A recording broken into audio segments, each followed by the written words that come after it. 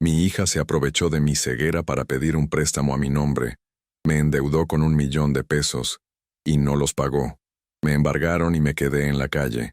Ahora estoy durmiendo en lo que antes era el establo de mis vacas. Pero la vida es justa, y lo que le sucedió a mi hija después no se lo deseo a nadie. Y a mí la vida me dio una segunda oportunidad. Antes de continuar con la historia, por favor haz clic en el botón de me gusta. Suscríbete al canal y comenta desde dónde estás viendo.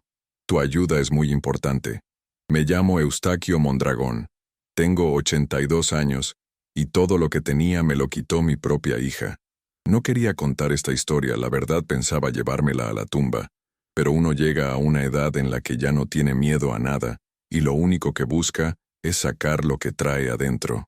Porque esto no es cualquier cosa. Esto no se le hace ni a un enemigo y ella me lo hizo a mí, que soy su padre. Yo era un hombre de campo.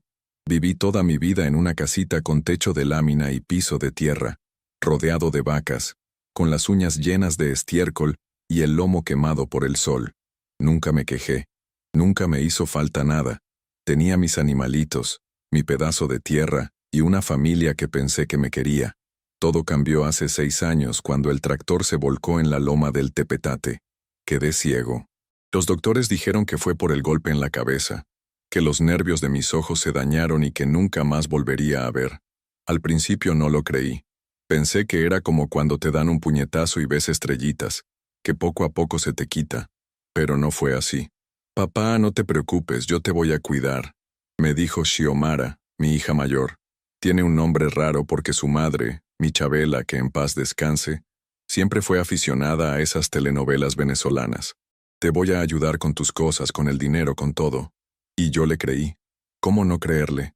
Era mi hija, mi sangre, la niña que vi nacer, que cargué en mis brazos cuando apenas pesaba como un costal de frijoles.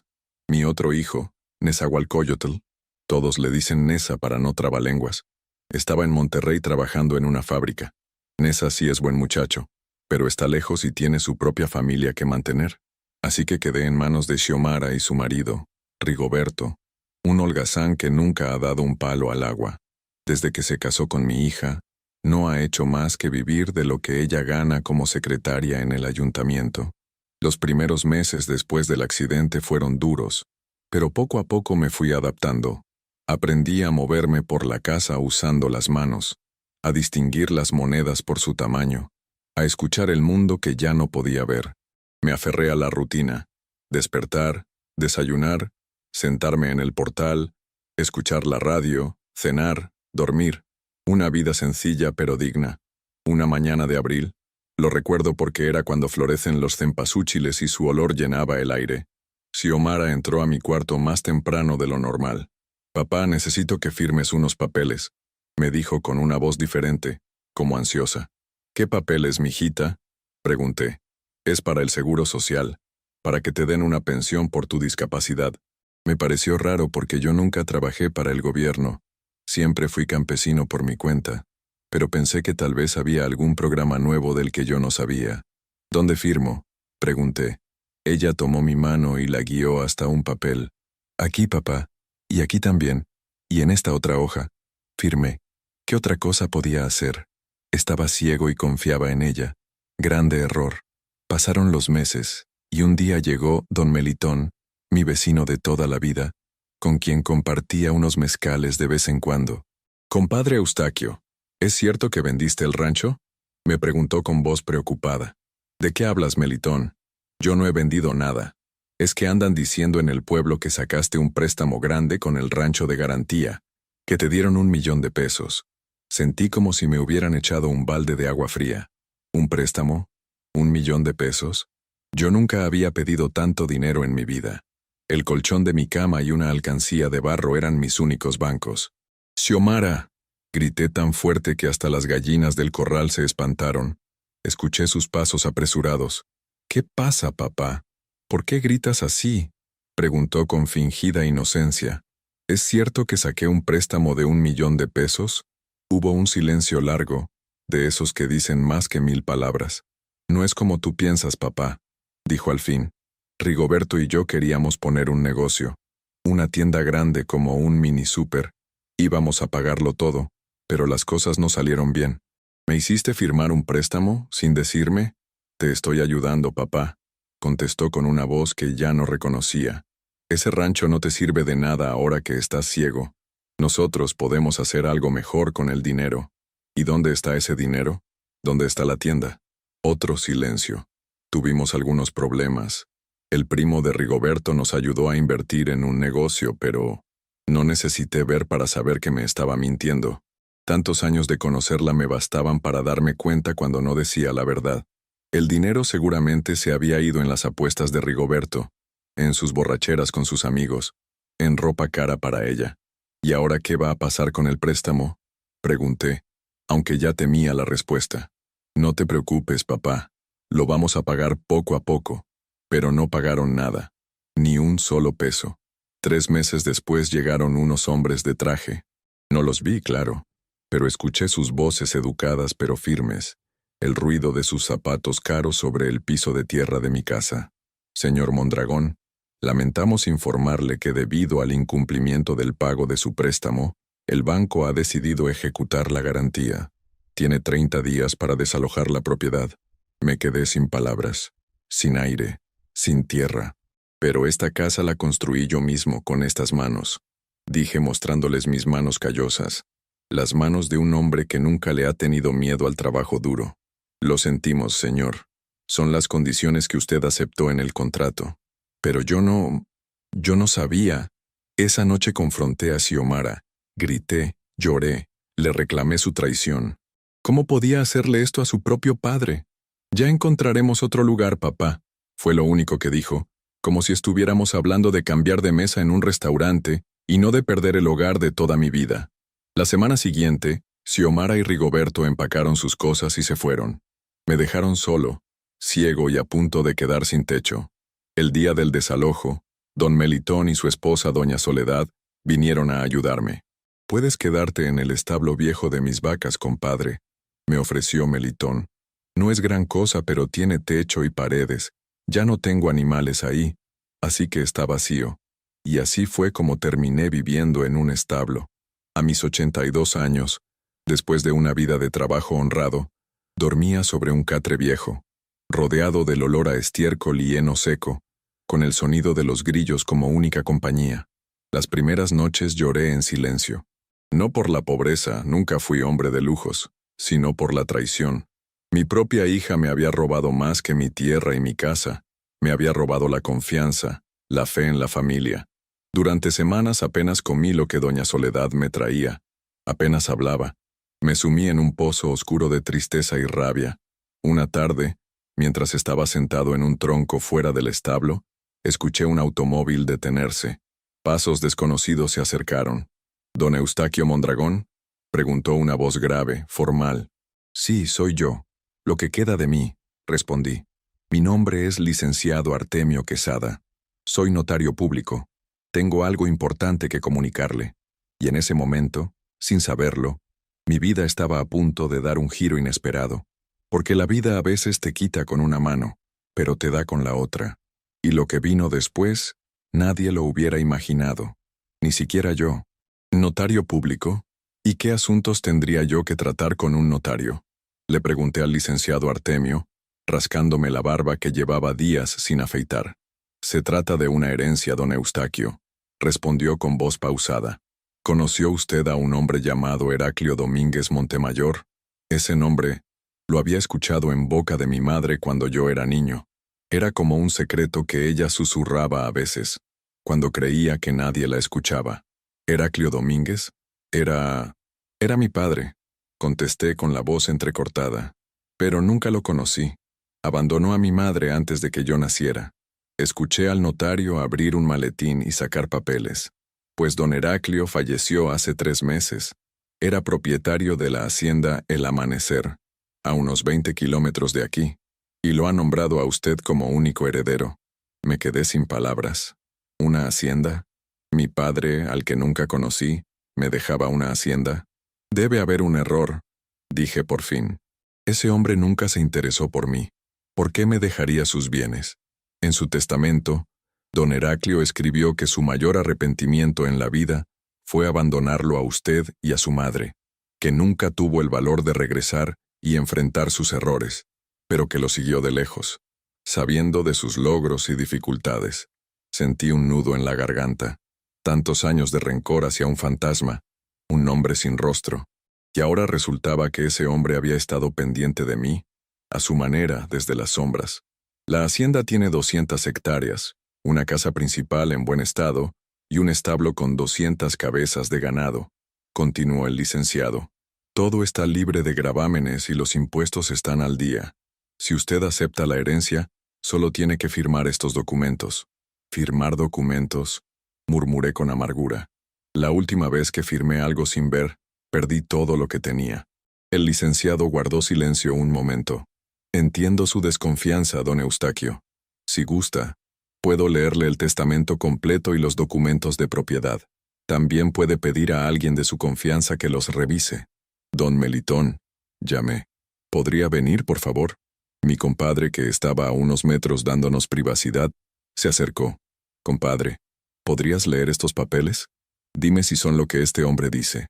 Durante casi una hora, Melitón revisó documento por documento, leyéndome párrafos clave. Todo parecía estar en orden.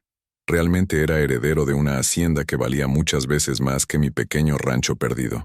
Todo parece legítimo, compadre, confirmó Melitón. Este Heraclio te dejó una buena herencia. Es un milagro, ni más ni menos. Con manos temblorosas firmé donde me indicaron. A los 82 años, cuando pensaba que ya lo había perdido todo, la vida me daba una segunda oportunidad. ¿Cuándo puedo mudarme a la hacienda?, pregunté. De inmediato, si así lo desea, respondió el licenciado. Mi chofer puede llevarlo ahora mismo para que conozca la propiedad. Esa misma tarde, con apenas una maleta con mi ropa y mis pocas pertenencias, me despedí de don Melitón y doña Soledad, prometiéndoles que los visitaría pronto. El trayecto hacia la hacienda fue corto pero intenso. Aunque no podía ver el paisaje, sentía cómo cambiaba el terreno bajo las ruedas del automóvil, cómo el aire se volvía más fresco a medida que subíamos por el camino. Estamos llegando, don Eustaquio, anunció el licenciado. La casa principal está frente a nosotros. Cuando el automóvil se detuvo, un olor a jazmines y tierra húmeda me recibió. Escuché el mugido lejano de las vacas y el canto de los pájaros. Buenas tardes, saludó una voz ronca y amigable. Usted debe ser don Eustaquio. Soy Chencho Villalobos, el capataz de la hacienda. Don Heraclio me habló mucho de usted. ¿Mi padre le habló de mí?, pregunté sorprendido. Todos los días, señor. Tenía una foto suya en su escritorio. Decía que usted era el mejor ganadero de la región, que había aprendido solo lo que a él le enseñó su padre. No pude contener las lágrimas. Este desconocido sabía más de mi padre que yo mismo.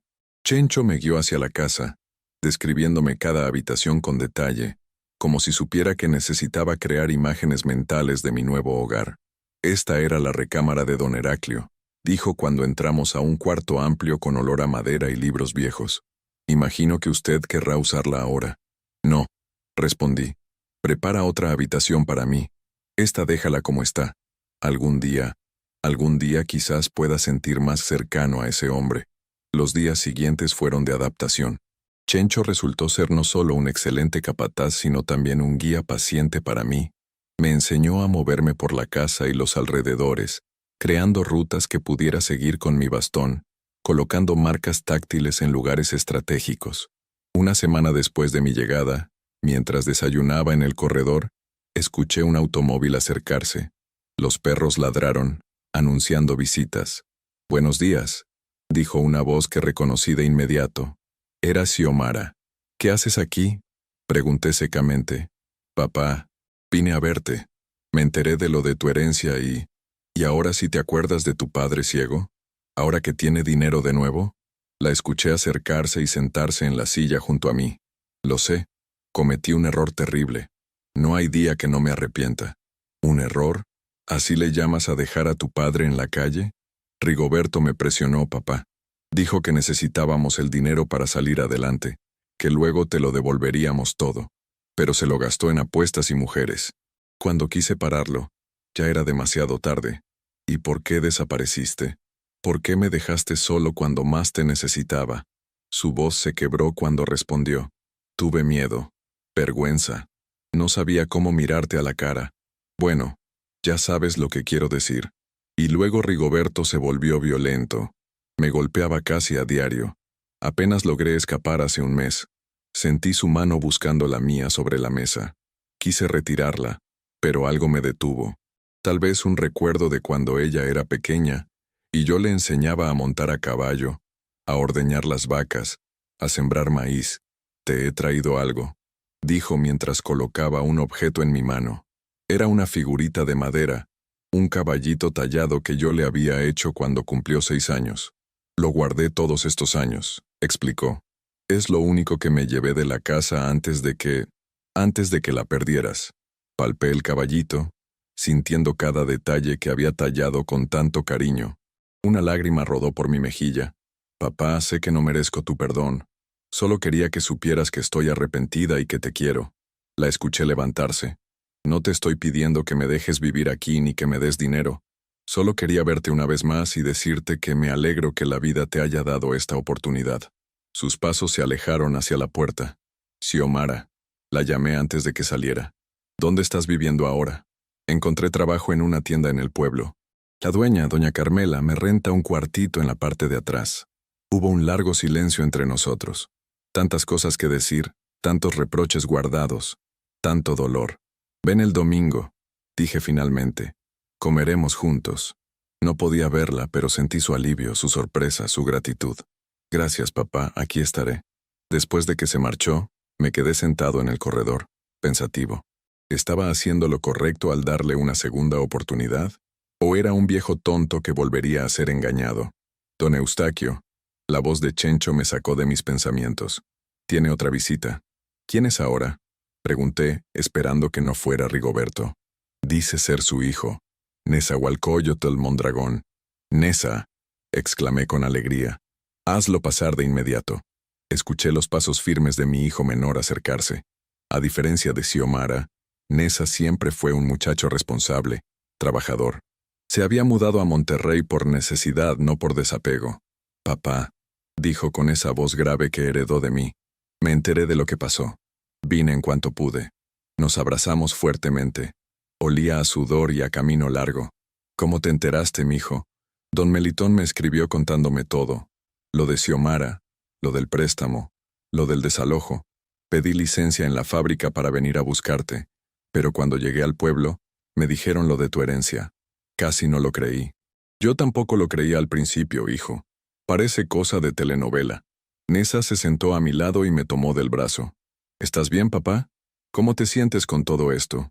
Como un hombre que se estaba ahogando y de repente encuentra una balsa. Agradecido pero confundido. Todavía no puedo creer que mi padre, un hombre al que maldije toda mi vida, haya estado cuidándome desde lejos. ¿Y Xiomara? Don Melitón me contó que vino a verte. Le relaté la visita de mi hija y mi decisión de darle una oportunidad de reconciliación. Ten cuidado, papá, advirtió Neza. No quisiera que te lastimara de nuevo. Ya no puede quitarme nada que me duela más que lo que ya me quitó. La confianza. Pero es mi hija, tu hermana, y todos merecemos una segunda oportunidad. Neza se quedó conmigo 3 días. Me ayudó a familiarizarme más con la hacienda, a entender el negocio del ganado que ahora era mío, a planificar mejoras para la propiedad. Su experiencia en la fábrica le había dado conocimientos de administración que ahora ponía a mi servicio. Debería regresar a Monterrey, dijo la mañana de su partida. Tengo responsabilidades allá, pero vendré cada mes a verte. Te extrañaré, hijo, respondí mientras lo abrazaba. Esta es tu casa también. Cuando quieras, puedes venir a vivir aquí, traer a tu familia. Gracias, papá. Lo pensaré. Después de que Neza partió, me senté en el corredor a reflexionar sobre los giros inesperados de la vida. Hace apenas un mes dormía en un establo, solo y traicionado. Ahora era dueño de una hacienda próspera. Mi hijo había venido a verme, y mi hija buscaba reconciliación. Pero algo no encajaba en todo esto. La visita de Xiomara había sido demasiado conveniente, demasiado oportuna. ¿Cómo se había enterado tan rápido de mi herencia? ¿Y esa historia sobre Rigoberto? ¿Sería cierta? Don Eustaquio. La voz de Chencho interrumpió mis pensamientos. Disculpe que lo moleste, pero hay algo que debe saber. Dime, Chencho, respondí, intrigado por su tono preocupado. Es sobre su hija la que vino ayer. La vi en el pueblo hablando con un hombre.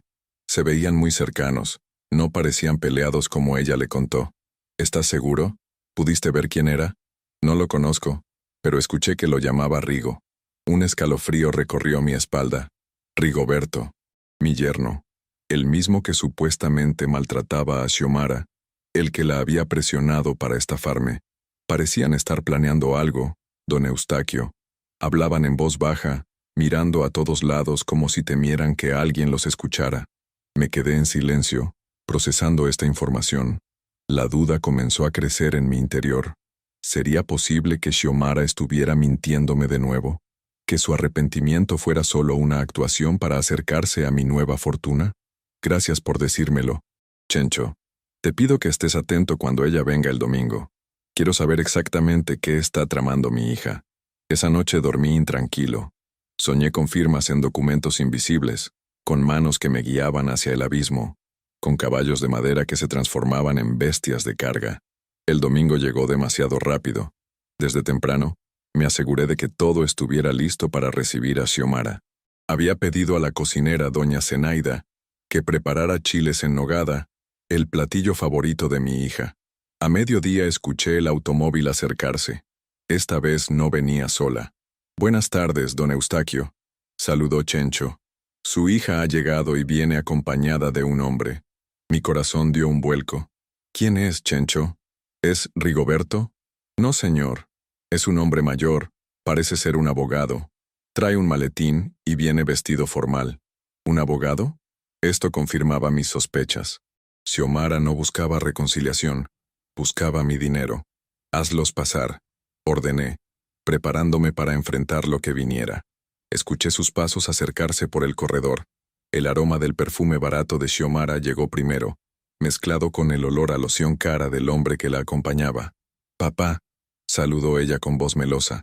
Te presento al licenciado Bermúdez. Es un amigo que quiere ayudarnos. Mucho gusto, don Eustaquio, dijo el hombre con voz grave y estudiada.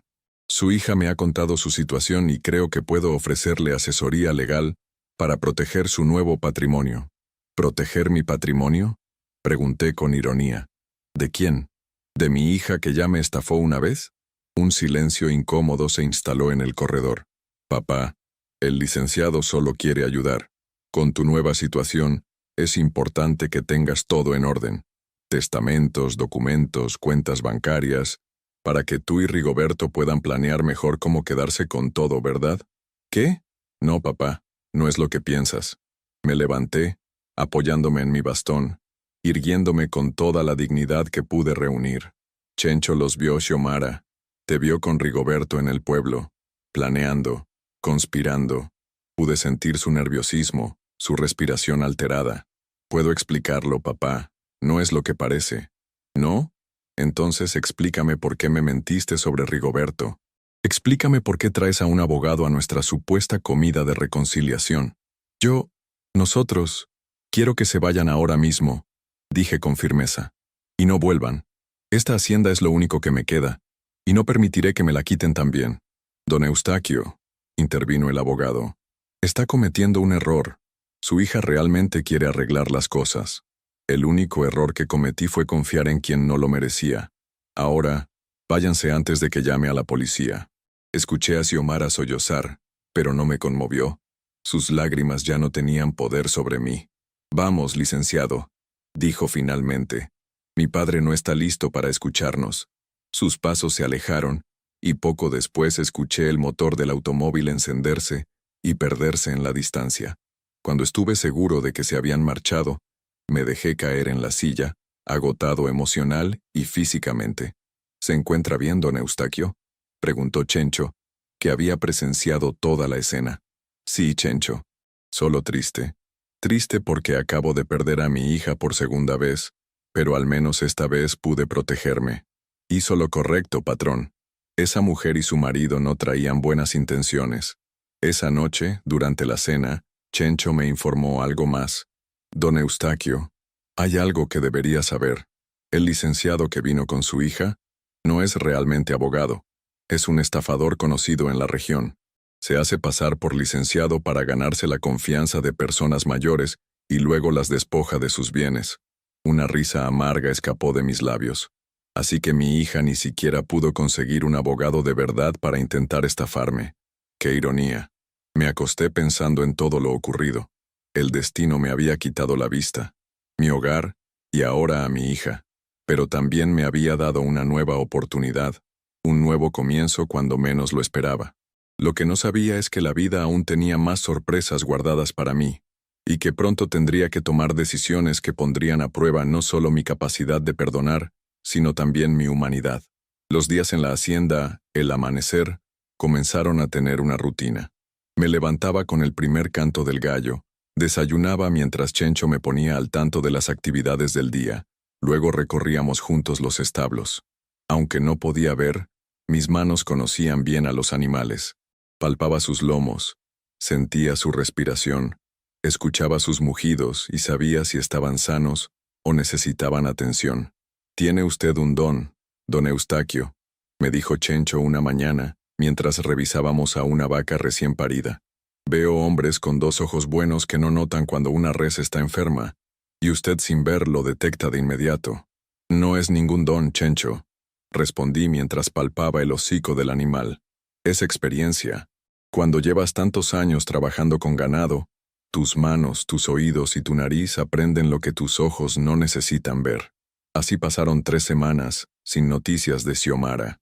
No volvió a aparecerse por la hacienda después de aquel domingo, y aunque una parte de mí se sentía aliviada, otra parte se preguntaba si estaba bien, si realmente había escapado de Rigoberto, o si había vuelto con él para planear nuevas estafas. Una tarde, mientras tomaba café en el corredor, escuché llegar un automóvil. No esperaba visitas. «Es una patrulla, don Eustaquio», me informó Zenaida, la cocinera, que se asomó a ver. «Vienen 2 policías». Un escalofrío me recorrió la espalda. En mis 82 años, nunca había tenido problemas con la ley. «Buenas tardes», saludó una voz joven pero autoritaria. «Don Eustaquio Mondragón». «Servidor», respondí poniéndome de pie. «Soy el oficial Rendón, de la Policía Municipal.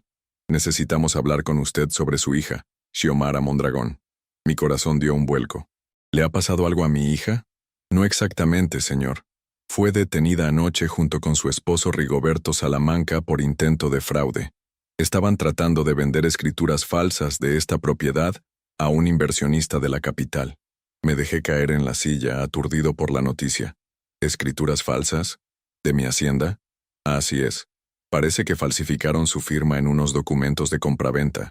Por suerte, el comprador era cauteloso y verificó con el registro público de la propiedad antes de cerrar el trato. No sabía si sentir alivio porque la estafa había sido descubierta o dolor porque mi propia hija seguía intentando robarme. Señor Mondragón, necesitamos que venga a la comisaría para rendir su declaración y también para decidir si presentará cargos formales contra su hija y su yerno». «¿Presentar cargos? ¿Contra mi propia sangre?» «Es su decisión, don Eustaquio. Pero debo informarle que este no es un delito menor. La falsificación de documentos y el intento de fraude son castigados con varios años de cárcel».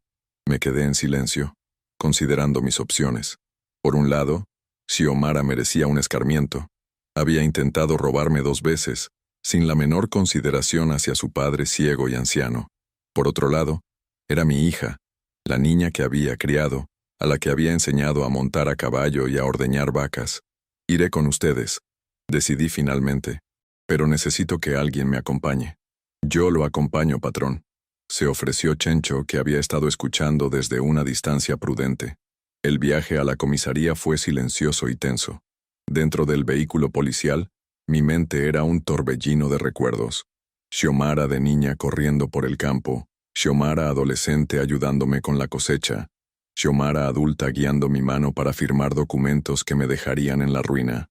Al llegar, el olor a desinfectante barato y café rancio me recibió. Las voces resonaban en lo que imaginé era un espacio pequeño y austero. «Por aquí, don Eustaquio», me guió el oficial. «Cuidado con el escalón». Me condujeron a una oficina donde me sentaron frente a un escritorio. Escuché el rasgueo de una pluma sobre papel mientras alguien tomaba mis datos. ¿Quiere hablar con su hija antes de decidir si presentará cargos? Preguntó una voz diferente, más ronca, que se presentó como el comandante Morales. Sí, respondí sin dudar. Escuché puertas abrirse y cerrarse, pasos que se alejaban y regresaban, y finalmente, el sonido inconfundible de cadenas. Esposas. Tienes 10 minutos, indicó el comandante, y luego escuché la puerta cerrarse. Papá. La voz de Xiomara sonaba débil, rota, irreconocible. No esperaba que vinieras. ¿Cómo pudiste? Xiomara, ¿cómo pudiste intentar estafarme de nuevo? Un sollozo fue su única respuesta inmediata. Fue Rigoberto, dijo finalmente. Me obligó. Me amenazó con matarme si no lo ayudaba. ¿Y por qué no pediste ayuda? ¿Por qué no acudiste a mí, a tu hermano, a la policía? Tenía miedo. No solo por mí. Rigoberto dijo que te haría daño, que contrataría a alguien para lastimarte si yo hablaba. Quería creerle. Una parte de mí deseaba desesperadamente que mi hija fuera víctima y no victimaria. Pero había mentido tantas veces. Los oficiales dicen que estabas con él cuando intentaron vender las escrituras falsas, que actuaban en complicidad. No tuve opción, papá. Me vigilaba constantemente. Incluso cuando fui a verte aquel día, él me esperaba en el camino. Extendí mi mano y encontré la suya. Estaba fría, temblorosa. Xiomara, mírame a los ojos. Una petición extraña viniendo de un ciego, pero sabía que ella entendería, que recordaría cómo, incluso antes de perder la vista, yo siempre le decía que podía ver la verdad en sus ojos. Estoy mirándote, papá, respondió con voz quebrada. ¿Me estás diciendo toda la verdad? ¿Rigoberto te obligó o fuiste cómplice voluntaria? Su mano tembló en la mía. Al principio fue idea mía, confesó entre sollozos. Cuando supimos de tu herencia, pensé que podríamos obtener algo de dinero. Estábamos desesperados. Teníamos deudas con gente peligrosa. Pero luego, cuando te vi en la hacienda, tan solo, tan vulnerable a pesar de tu nueva riqueza, me arrepentí. Le dije a Rigoberto que no quería seguir con el plan. ¿Y qué pasó entonces? Se puso furioso. Me golpeó como nunca antes. Dijo que era demasiado tarde para echarse atrás, que él se encargaría de todo. Me mantuvo prácticamente secuestrada estas semanas. Solo me dejaba salir para hacer los trámites necesarios para la estafa. Su historia sonaba convincente. O quizás era solo que yo quería creerla. ¿Por qué debería confiar en ti ahora, Xiomara? Ya me has mentido tantas veces. No te pido que confíes en mí, papá. Ni siquiera te pido que no presentes cargos. Sé que merezco pagar por lo que hice. Solo quería que supieras que te quiero a pesar de todo, y que estoy verdaderamente arrepentida. La puerta se abrió, y el comandante anunció que el tiempo había terminado. ¿Ha decidido si presentará cargos, don Eustaquio? Preguntó mientras escuchaba a Xiomara ser llevada fuera de la oficina. Me quedé en silencio, sopesando la situación. Si no presentaba cargos, probablemente Xiomara y Rigoberto quedarían libres en cuestión de días. ¿Y qué pasaría entonces? ¿Intentarían estafarme de nuevo? ¿O realmente Xiomara había aprendido la lección? Presentaré cargos contra Rigoberto Salamanca. Decidí finalmente, pero no contra mi hija. Don Eustaquio, intervino el Jusentois, comandante con tono paternal. Entiendo sus sentimientos, pero debo advertirle que su hija parece ser tan culpable como su yerno. Las evidencias muestran que ambos planearon esto juntos. Aún así, es mi decisión, insistí. Procedan contra él con todo el peso de la ley, pero a mi hija, solo quiero que reciba ayuda. Como usted diga, prepararemos los documentos para que los firme. Su capataz puede leerle el contenido antes. Tras completar los trámites, Chencho y yo regresamos a la hacienda en un taxi. El viaje de vuelta fue tan silencioso como el de ida, pero por razones diferentes. Mi mente ahora estaba ocupada no con recuerdos, sino con dudas sobre el futuro. ¿Cree que hizo lo correcto, patrón? Preguntó finalmente Chencho cuando estábamos cerca de la hacienda. No lo sé, Chencho. El corazón de un padre es débil, incluso cuando la mente sabe que debería ser fuerte. Mi padre solía decir que perdonar no es olvidar, que perdonar es darle a alguien la oportunidad de demostrar que ha cambiado. Tu padre era un hombre sabio, Chencho. Ojalá yo pudiera ser tan sabio. Al día siguiente, recibí una llamada del comandante Morales. Rigoberto había sido trasladado a la cárcel estatal, donde esperaría juicio. Xiomara, por su parte, había sido liberada, pero se le había impuesto una orden de restricción. No podía acercarse a mí ni a la hacienda. Ella pidió que le dijera algo, añadió el comandante. Dijo que va a demostrarte que puede cambiar, que va a buscar trabajo honrado, y que algún día, cuando estés listo, espera que le des otra oportunidad. Gracias por avisarme, respondí, sin saber qué más decir. La vida en la hacienda volvió a su rutina. Las vacas seguían necesitando atención, los cultivos seguían creciendo, el tiempo seguía pasando. A veces me preguntaba por Xiomara, si estaría cumpliendo su promesa, o si estaría planeando alguna nueva forma de obtener dinero fácil. Un mes después, recibí una visita inesperada. Don Eustaquio, me llamó Chencho una tarde. Hay una señora que quiere hablar con usted. Dice que es la dueña de la tienda donde trabaja su hija. ¿Doña Carmela? Pregunté recordando el nombre que Xiomara había mencionado en su primera visita. Sí, señor. Esa misma. Hazla pasar, por favor. Escuché los pasos decididos de una mujer que imaginé de mediana edad por la energía de su andar. Buenas tardes, don Eustaquio, saludó una voz firme pero amable. Soy Carmela Nájera, dueña de la tienda La Abundancia en el pueblo. Mucho gusto, doña Carmela. ¿En qué puedo servirle? Vengo a hablarle de su hija, Xiomara. Lleva trabajando conmigo casi 2 meses. Empezó poco antes del incidente con su esposo. ¿Y cómo le va? Pregunté, genuinamente interesado. Es una buena empleada, trabajadora, puntual, honesta. Los clientes la aprecian. Me sorprendió escuchar estas palabras. ¿Xiomara? ¿Honesta? Después de lo ocurrido con la policía, pensé en despedirla, continuó doña Carmela. No quiero problemas en mi negocio, pero me rogó que le diera una oportunidad.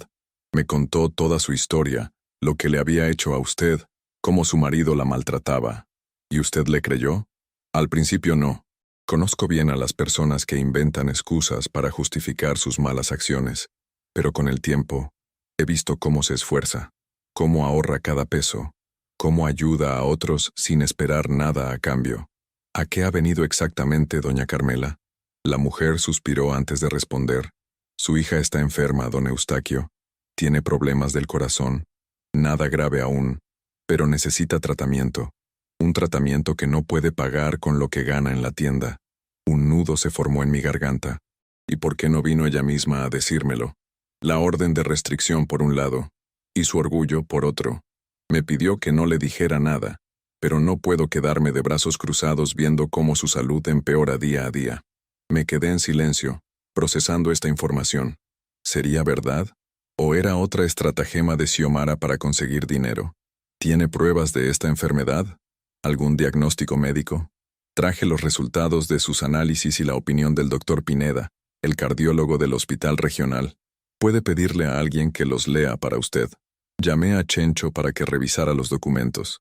Efectivamente, Xiomara había sido diagnosticada con una afección cardíaca que requería medicación costosa y posiblemente una intervención quirúrgica en el futuro. ¿Qué puedo hacer? Pregunté finalmente. Podría ayudarla económicamente con los gastos médicos. O, mejor aún, podría incluirla en el seguro médico que seguramente tiene usted como propietario de esta hacienda. ¿Ella le pidió que viniera a solicitar esto? No, don Eustaquio. Como le dije, ella ni siquiera sabe que estoy aquí. Si se entera, probablemente se enojará conmigo. Es muy orgullosa su hija. Orgullo. Un rasgo que Xiomara había heredado de mí, sin duda. Le agradezco que haya venido, doña Carmela. Déjeme pensar en esto. Le haré saber mi decisión pronto. Después de que la mujer se marchó, me quedé sentado en el corredor hasta bien entrada la noche, reflexionando. ¿Era esta la prueba que necesitaba de que Xiomara realmente estaba cambiando? ¿O era solo otra manipulación, usando ahora a una tercera persona para llegar a mí? A la mañana siguiente, tomé una decisión. Chencho, llamé a mi fiel capataz durante el desayuno. Necesito que vayas al pueblo. Busca a doña Carmela y dile que incluiré a Xiomara en mi seguro médico. Pero con una condición. Quiero que un médico de mi confianza la examine primero. Así se hará, patrón. 3 días después, el doctor Ramírez, un viejo amigo de la familia que atendía a los trabajadores de la hacienda, confirmó el diagnóstico de Xiomara. Tenía una condición cardíaca que, si bien no era inmediatamente peligrosa, requería tratamiento constante y supervisión médica. Le he dicho que debería hablar con usted, me informó el doctor después de examinarla. Pero es testaruda. Dice que no quiere su ayuda, que encontrará la forma de pagar su tratamiento por sí misma. Igual que su padre, murmuré con una mezcla de orgullo y frustración. A pesar de su resistencia, hice los arreglos para incluirla en mi seguro médico. No le informé directamente. Sabía que su orgullo la haría rechazar la ayuda, sino que lo arreglé todo a través de doña Carmela y el doctor Ramírez. Pasaron 2 semanas más. Una tarde, mientras supervisaba la ordeña, mi oído ya podía distinguir cuando una vaca daba menos leche de lo normal. Chencho se acercó apresuradamente. «Don Eustaquio, tiene una llamada urgente. Es del hospital regional». Mi corazón dio un vuelco. «¿Xiomara?» Me llevaron rápidamente hasta el teléfono. «Bueno», contesté con voz temblorosa. «Señor Mondragón, soy la doctora Esparza del Hospital Regional San Juan. Su hija Xiomara ha sufrido un episodio cardíaco severo. Está estable, pero necesitamos realizar una intervención quirúrgica lo antes posible. Ella está consciente. ¿Puedo hablar con ella? En este momento está sedada, señor. Pero preguntó por usted antes de que le administráramos la medicación. Dijo que lo sentía mucho». Una lágrima rodó por mi mejilla. «Iré inmediatamente», decidí. Dígale que su papá va en camino». Chencho me llevó al hospital. Durante todo el trayecto, mi mente era un torbellino de emociones.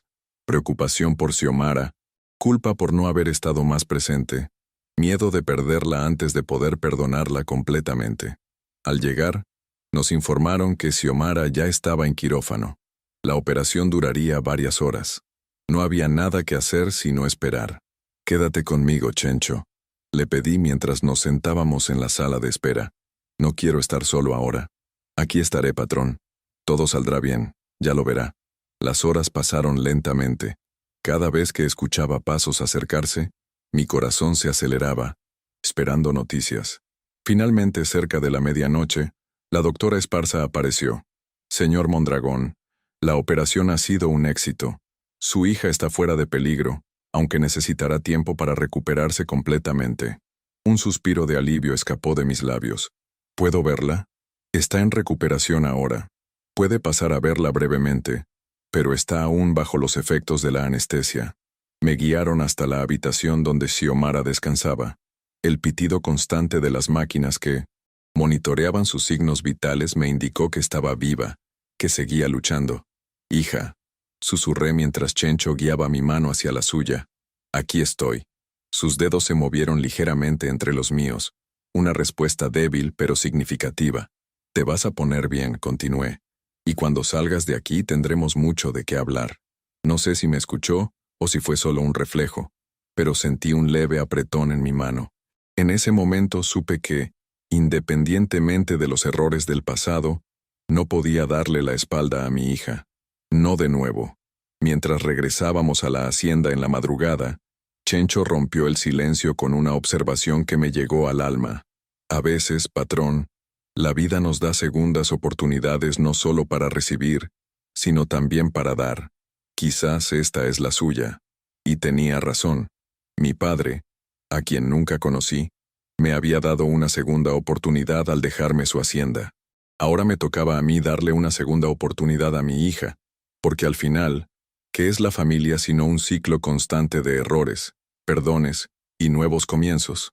Lo que no sabía entonces era que la verdadera prueba para mi capacidad de perdonar estaba aún por venir, y que pondría a prueba no solo mi relación con Xiomara, sino también mis propios principios sobre la justicia y la misericordia. Durante las semanas siguientes, visité a Xiomara en el hospital todos los días. Al principio nuestras conversaciones eran breves, incómodas, llenas de silencios que pesaban como piedras. Pero poco a poco, las palabras comenzaron a fluir. «¿Por qué lo hiciste, hija?», le pregunté finalmente una tarde, cuando sentí que estaba lo suficientemente fuerte para hablar del pasado. «¿Por qué me traicionaste así?». Escuché cómo su respiración se entrecortaba antes de responder. «No tengo excusa, papá», Rigoberto me convenció de que era lo mejor para todos.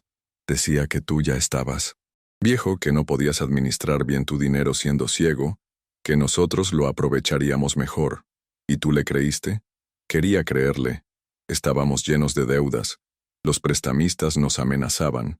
Y luego, cuando empezó a golpearme, tenía tanto miedo que dejé de pensar en lo correcto. Solo quería sobrevivir. No justificaba sus acciones, pero al menos comenzaba a entender sus motivaciones. Cuando me enteré de tu herencia, continuó, vi otra oportunidad. Otra vez Rigoberto me llenó la cabeza con ideas. Que era injusto que tú, un viejo ciego, tuvieras tanto mientras nosotros no teníamos nada. Que de todos modos no sabrías administrarlo. ¿Y ahora? ¿Sigues pensando igual? Hubo un largo silencio antes de su respuesta.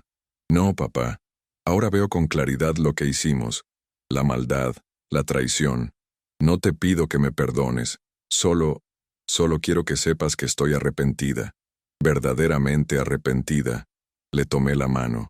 Estaba más delgada que antes. Su piel ya no tenía esa firmeza juvenil que recordaba. El tiempo y las penas habían dejado su marca en ella, igual que en mí. Te creo, Xiomara, y quiero que sepas que te perdono. La sentí estremecerse, y luego romper en llanto. No merezco tu perdón, papá. Te dejé en la calle, te abandoné cuando más me necesitabas. El perdón no se merece, hija. Se da libremente o no es verdadero perdón. Palabras que mi madre me había dicho muchas veces, y que solo ahora, al borde de mis 83 años, comenzaba realmente a entender. Los médicos dijeron que Xiomara podría recibir el alta en una semana, pero necesitaría cuidados constantes durante su recuperación. No podía regresar a su trabajo en la tienda de inmediato, ni quedarse sola en su pequeño cuarto detrás del negocio de doña Carmela. Vendrás a la hacienda conmigo, le dije sin dejar espacio para discusión. Hay suficiente lugar, y doña Zenaida puede ayudar a cuidarte mientras te recuperas. Pero la orden de restricción, ya me encargué de eso. El juez la ha revocado a petición mía. No quiero ser una carga, papá. Ya has hecho demasiado pagando por mi operación.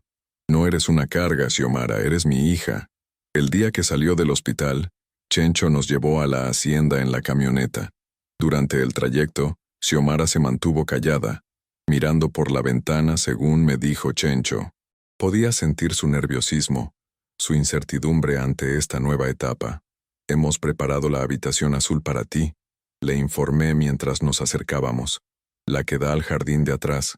La recuerdo, dijo con nostalgia. Tiene esas cortinas con flores que tanto le gustaban a mamá. Las mismas. Chencho dice que están un poco descoloridas, pero siguen ahí. Al llegar, escuché el asombro en su voz mientras recorría la casa. Es hermosa, papá. Mucho más grande que nuestro rancho. 300 hectáreas. Respondí con cierto orgullo. Y 200 cabezas de ganado. Más de lo que hubiera soñado tener jamás. Te lo mereces, dijo ella con sinceridad. Después de una vida de trabajo duro. Los días se convirtieron en semanas.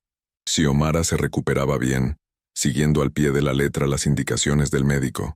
Cada mañana desayunábamos juntos en el corredor, con el canto de los pájaros como música de fondo. Le contaba historias de mi infancia, de mi madre, de los años antes de que ella naciera, y ella me hablaba de sus planes para el futuro, de cómo quería estudiar enfermería cuando estuviera completamente recuperada. Quiero ayudar a otros, me explicó una tarde mientras tomábamos café. Como me ayudaron a mí, tal vez trabaje en el hospital regional. Me parece un plan excelente, aprobé. Puedo ayudarte con los gastos de la escuela. No, papá, esto quiero hacerlo por mí misma. Ya has hecho demasiado. Esa determinación, esa necesidad de valerse por sí misma, me recordó a mí mismo cuando era joven. Quizás, después de todo, había algo de mí en ella además del orgullo. Una mañana, mientras revisaba el ganado con Chencho, me entregó un sobre. Llegó esto para usted, patrón. Es del reclusorio estatal. Sentí un escalofrío. Solo podía ser sobre Rigoberto. ¿Puedes leerlo, por favor? Chencho abrió el sobre y leyó su contenido. Estimado señor Mondragón, le informamos que el recluso Rigoberto Salamanca Jiménez ha solicitado una visita con usted. Si desea concederla, favor de presentarse en el área de visitas el próximo martes a las 10:00 horas. Atentamente, Dirección del reclusorio estatal. ¿Rigoberto quiere verme? Pregunté confundido. ¿Para qué? No lo dice, patrón. ¿Quiere que le responda rechazando la visita? Me quedé pensativo. Mi instinto me decía que no fuera, que nada bueno podía venir de un encuentro con el hombre que me había estafado, que había maltratado a mi hija. Pero otra parte de mí sentía curiosidad. No, iré a verlo. Quiero escuchar lo que tiene que decir. ¿Le informará a doña Xiomara? No. Esto queda entre tú y yo, Chencho. No quiero alterarla durante su recuperación. El martes siguiente, Chencho me llevó al reclusorio. El olor a desinfectante mezclado con sudor y desesperación me golpeó apenas entramos. Los sonidos eran hostiles, puertas metálicas cerrándose, órdenes gritadas, ocasionales maldiciones de los reclusos. Nos condujeron a una sala donde, según me explicó Chencho, había mesas separadas para las visitas. Me senté y esperé. Ya viene el recluso, anunció un guardia.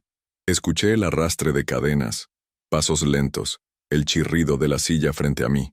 Don Eustaquio, la voz de Rigoberto sonaba diferente, despojada de esa arrogancia que recordaba. Gracias por venir. ¿Qué quieres? ¿Rigoberto? Pregunté sin rodeos. Quería verlo, hablar con usted, disculparme. ¿Disculparte? ¿Después de todo lo que has hecho? Sé que no merezco su perdón. No lo estoy pidiendo. Solo quería que supiera que reconozco el daño que le causé. A usted y a Xiomara.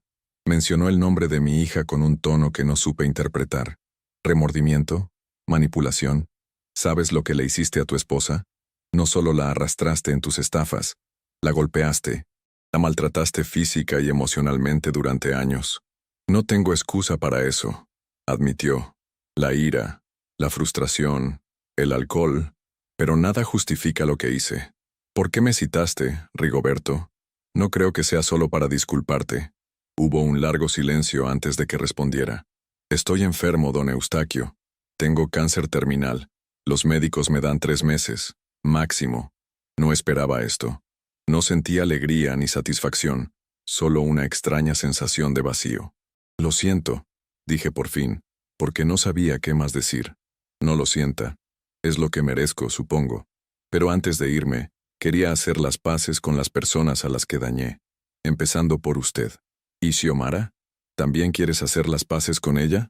Más que nada en el mundo, pero entiendo si ella no quiere verme. No la culparía. Me quedé pensativo. ¿Debía decirle a Xiomara sobre la enfermedad de Rigoberto? ¿Darle la oportunidad de despedirse, de cerrar ese capítulo de su vida? ¿O era mejor protegerla de más dolor? Le diré que viniste a verme. Decidí finalmente. Le contaré sobre tu enfermedad. La decisión de visitarte será suya. Gracias. Su voz sonaba sinceramente agradecida. Es más de lo que merezco. Al regresar a la hacienda, encontré a Xiomara sentada en el corredor, tejiendo. Una actividad que había retomado durante su convalecencia. ¿Dónde estuviste, papá?, preguntó curiosa. Chencho solo dijo que tenías un asunto que atender. Me senté junto a ella, buscando las palabras adecuadas. Fui a ver a Rigoberto. Sus agujas de tejer se detuvieron abruptamente. ¿A Rigoberto? ¿Por qué? Él solicitó verme. Y fui porque quería enfrentar al hombre que tanto daño nos causó. ¿Y qué quería? Disculparse. Y contarme algo. Está enfermo, Xiomara. Tiene cáncer terminal. Escuché su respiración entrecortarse. ¿Va a morir? Los médicos le dan 3 meses. Quiere verte antes de irse. Silencio. Solo el viento moviendo las hojas de los árboles y el ocasional mugido de una vaca a lo lejos. No sé si puedo, dijo finalmente. No sé si quiero verlo. Es tu decisión, hija. Nadie te obligará. Durante los días siguientes, Xiomara estuvo más callada que de costumbre. La notaba pensativa, distante. A veces la escuchaba llorar por las noches, pero respetaba su privacidad, su proceso. Una semana después, mientras desayunábamos, tomó mi mano. He decidido ir a verlo, anunció. No por él, sino por mí. Necesito cerrar este capítulo para poder seguir adelante. ¿Estás segura? Sí, pero quiero que vengas conmigo, papá. No creo poder hacerlo sola. Por supuesto, hija. Estaré contigo. El día de la visita, Xiomara estaba tan nerviosa que apenas probó bocado en el desayuno. Durante el trayecto al reclusorio, su mano apretaba la mía con fuerza. Al llegar, nos condujeron a la misma sala donde yo había estado antes, pero esta vez, cuando trajeron a Rigoberto, incluso yo, sin poder verlo, sentí el cambio. Chencho me susurró que estaba muy deteriorado, delgado, pálido, apenas una sombra del hombre que había sido. Xiomara, su voz era apenas audible. ¿Viniste? Sí, respondió ella secamente. Te ves bien, recuperada. Lo estoy. Gracias a mi padre, no a ti. El silencio que siguió fue denso, incómodo. Lo siento, dijo él finalmente, por todo, por el maltrato, por haberte arrastrado en mis estafas, por haberte hecho perder a tu familia. ¿Por qué lo hiciste, Rigoberto? ¿Por qué me convertiste en cómplice de tus crímenes? ¿Por qué me golpeabas? Su respuesta tardó en llegar. No tengo excusas, Xiomara. Solo explicaciones que ni siquiera a mí me satisfacen. La codicia, la frustración, el sentimiento de fracaso. Quería dinero fácil y rápido. Y cuando las cosas salían mal, descargaba mi ira en ti, que eras quien menos lo merecía. Escuché a Xiomara sollozar suavemente. Te amé una vez, dijo ella. Cuando nos casamos, realmente creía que seríamos felices. Yo también te amé, a mi manera retorcida. Pero el amor no justifica el daño que te causé. La conversación continuó así por casi una hora. Un recuento doloroso de años de abuso, manipulación y desilusión. Pero también, hacia el final, un reconocimiento mutuo de los errores, una aceptación compartida de las responsabilidades. ¿Me perdonas?, preguntó él cuando se acercaba el final de la visita. Xiomara guardó silencio tanto tiempo que pensé que no respondería. No lo sé, dijo finalmente. Quizás algún día. Hoy solo puedo decirte que ya no te odio, y que espero que encuentres paz. Al salir del reclusorio, Xiomara se derrumbó en llanto apenas subimos a la camioneta. La abracé con fuerza, sintiendo sus lágrimas empapar mi camisa. Hiciste lo correcto, le aseguré. Fuiste valiente. ¿Por qué es tan difícil, papá? ¿Por qué duele tanto dejar ir el rencor? Porque el rencor, aunque nos lastima, también nos da un propósito. Algo a qué aferrarnos cuando todo lo demás se ha perdido. Dejarlo ir significa enfrentar el vacío que queda, y eso asusta. Las semanas siguientes fueron de sanación para ambos. Xiomara se recuperaba físicamente, ganando fuerzas día a día, y emocionalmente parecía más ligera, como si el encuentro con Rigoberto hubiera liberado un peso que llevaba demasiado tiempo cargando. Un mes después de nuestra visita, recibimos la noticia. Rigoberto había fallecido durante la noche, antes de lo que los médicos habían pronosticado. Xiomara recibió la noticia con serenidad, sin lágrimas aparentes. ¿Estás bien?, le pregunté esa noche, mientras cenábamos. Sí, respondió después de una pausa. Ya había hecho mi despedida. Ya había cerrado ese capítulo. El tiempo siguió su curso. Xiomara comenzó sus estudios de enfermería, viajando diariamente al pueblo para asistir a clases. Yo seguía administrando la hacienda con la ayuda de Chencho, aprendiendo cada día más sobre el legado que mi padre me había dejado. Una tarde, mientras tomábamos café en el corredor, Xiomara me hizo una pregunta que había estado evitando. Papá, ¿has sabido algo del banco? ¿Del préstamo de 1 millón de pesos que puso a tu nombre? Me tensé. Era un tema del que no habíamos hablado desde su regreso a mi vida. No he querido averiguar. Supongo que perdí el rancho definitivamente. Quiero pagarlo, declaró con firmeza. No ahora, no tengo el dinero, pero eventualmente. Quiero recuperar ese rancho para ti. Hija, esa deuda es enorme. Te tomaría toda la vida pagarla con un sueldo de enfermera. No me importa cuánto tiempo tome. Es lo correcto. Quiero reparar el daño que te causé. Su determinación me conmovió.